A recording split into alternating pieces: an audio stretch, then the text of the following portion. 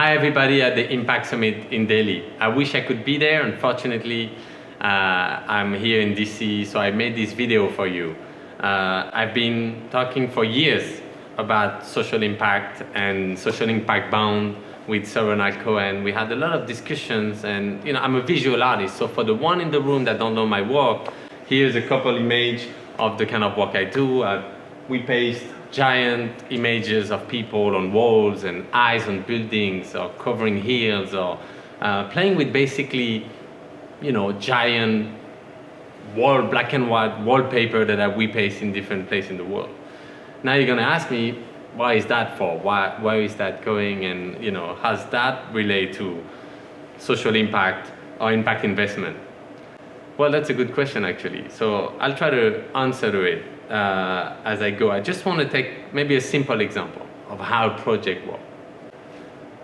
Last year, it's not even, it's last year now. We can say it's 1 year actually when you guys will see this video.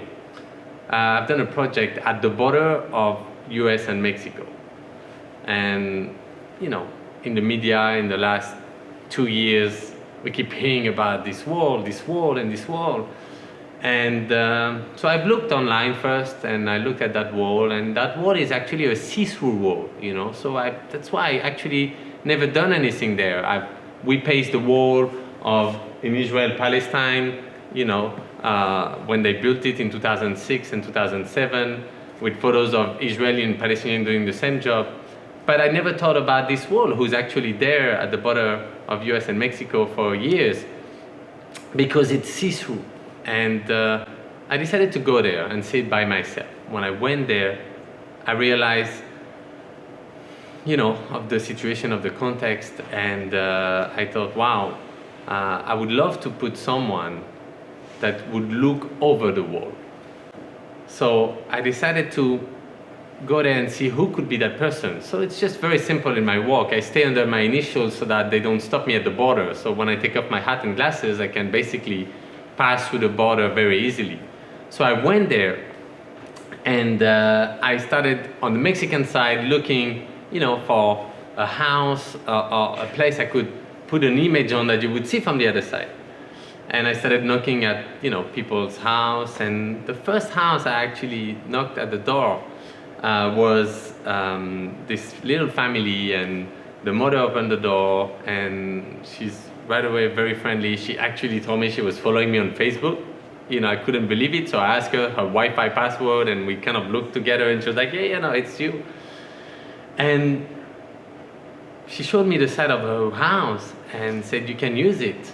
And I said, well, actually it's really close from the wall, but I don't know if that would match in terms of size and proportion. But I saw her little son who was looking at me in his crib the whole time. And I'm like, well, this little kid is actually looking at the wall every day, but is that a wall for him? What does that represent? It's a border, it's just a fence, seeing it from his 1-year-old perspective out of his crib, what does that represent?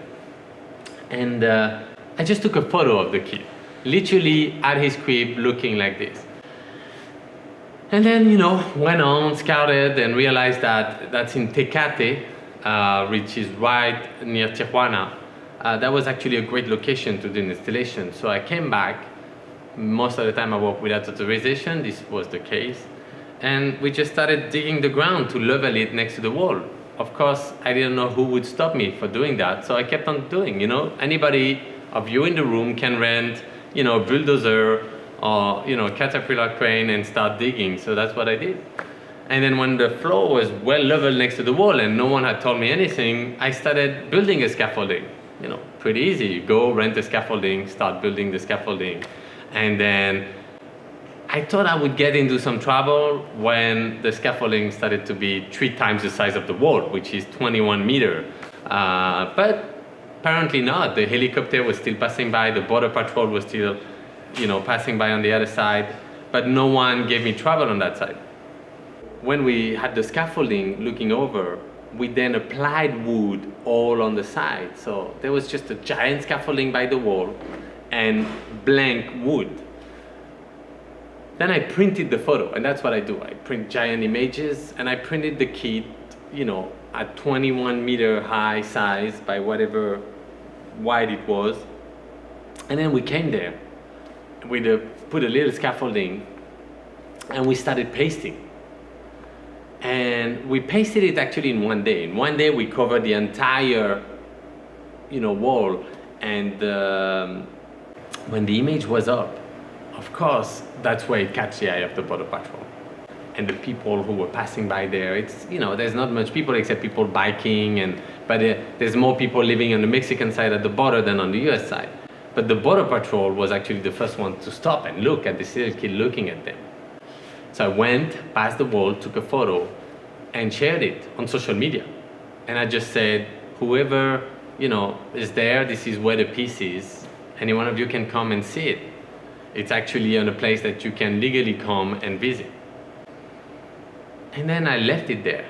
I rented the scaffolding for 1 month, so I thought, let's see what happens. If they ask me to take it down or anything, then we'll figure out. But nothing. Every day people would come and we take photos, and then it started to spread really widely on internet and papers. I don't know how many, covers of magazine it did.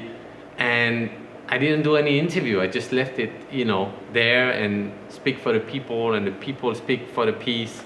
So a lot of TV news would go there and interview people. But there was one thing I didn't plan, is that when you're there and you're actually going there because you want to take a selfie in front of the piece, you actually can see the people who are on the other side, who came also doing the same thing. And the really cool thing is that people went and started talking to each other through the see-through wall and gave each other their phone so that the other could take a photo of themselves and vice versa. And I started seeing those photos all over the internet of people, being photographed by someone on the other side. And I was like, wow, that's actually the coolest part of the project, because really people are interacting. And I was like, well, but it's technically completely forbidden to pass something through the wall, and you can get arrested for that. And yet I haven't heard one story of people being arrested. So like any art project that always start with an opening and a closing for an opening, I forgot the word, but we decided to make a big lunch for the finissage, that's the word, of the project, which was early October. So how to do that when you want to link people on each side and create a table that would be evenly split on both sides? So we went there and started building a table. The one thing is that the US government told us, if you put your table on the US side, we will have to arrest everybody and deport people because you're not allowed to block the road. Because you see, so far we haven't put anything on the US side. So we started building it on the Mexican side, and we haven't announced it anywhere. And we started building a 12 meter long, so 12 meters, 36 foot long, table on the Mexican side. And I photographed the eye of a dreamer, and I put half of her eyes, her name is Myra, on the Mexican side. And then we kind of say to ourselves, let's do this lunch on this Sunday, because anyway we're gonna have to dismount the Monday. And of course no one knew about it. So when we were on the Mexican side that Sunday, we went and tell everybody in the in the surrounding, hey guys, remember today is the last day of the little kid called Kikito. If you want to come, we're doing a last lunch, there'll be music, there'll be food. And then I put on social media, hey guys, this is the last day to see Kikito. And then I remember it was around 11 a.m. in the morning, pretty sunny, pretty hot, not much people on the other side. And slowly people would start coming to take a last photo of the kid. And each time I would go and talk to them through the wall and say, hey guys, actually, do you mind not moving? We might do a little surprise. Can you hang on for like an hour? And then, when I had 15, 20, 30 people, then I say, okay guys, hold on. And then through the wall, we passed them a tarp. And they opened it. And they actually opened the other eye of Myra. Then we sent a drone, took an image where the eye would actually connect. And then once we had the table, boom, everybody sat and we started eating. And we would pass, tacos through the wall, and we'd have a band. Half of the band was in Mexico, the other half was in US, and they were playing the same music. And for a couple hours, we almost forgot there was a war. There was this moment where, the link of human contact, of seeing each other, of sharing a meal, made us forget about the situation. And to be honest, the Border Patrol didn't even show up. Which, of course, they saw us because the wall is always under surveillance, so it means that they let it happen. And it's only 3 years later that one Border Patrol came, and when he arrived, I told the guys, wait, let him come to me. Anyway, I was safe. I was on Mexican side, so I talked to him to the wall, and this is what happened. Oh my God! Thank you. Can you share tea with me? Sure. There you go. Salud. Thank you.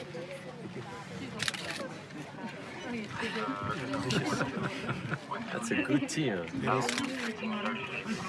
I hope it's just tea. No, it is. I think it's some really ancient tea. Yeah.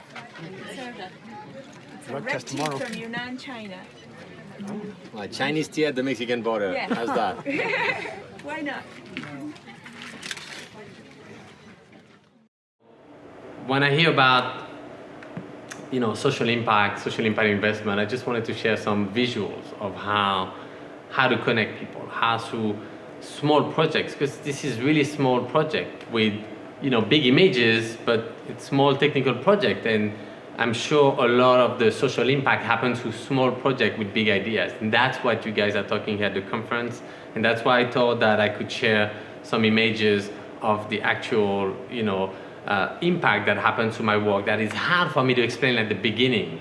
But then, of course, afterwards, when it happened and when it was a success, it could have also been a failure, then the image of that lunch goes way further than my mind could have thought, than the message of the little kid. And that's, I think, what drives me as an artist to continue. So I hope you will find there some inspiration or some thought for all your next big ideas. Thank you, everybody, and have a great conference.